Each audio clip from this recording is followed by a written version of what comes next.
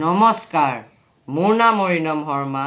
মই আপোনালোকৰ সন্মুখত এটি কবিতা আবৃত্তি কৰিম। কবিতাটিৰ শিৰোনাম জনমভূমি, কবি দুলাল শৰ্মা।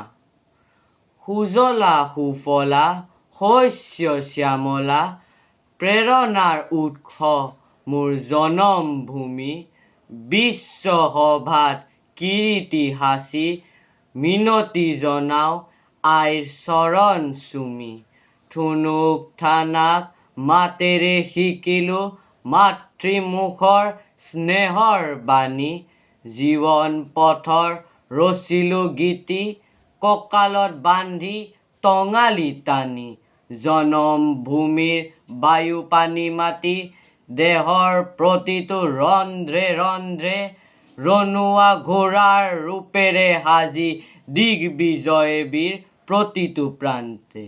মাতৃভূমিৰ বলেৰে বলিয়ান, চৌদিশে যাওঁ সতৰো নাশী। হৃদয়ত সাঁচি জীৱনৰ্পণ, জননী জন্মভূমি স্বৰ্গাদপি গৰীয়সী। ধন্যবাদ।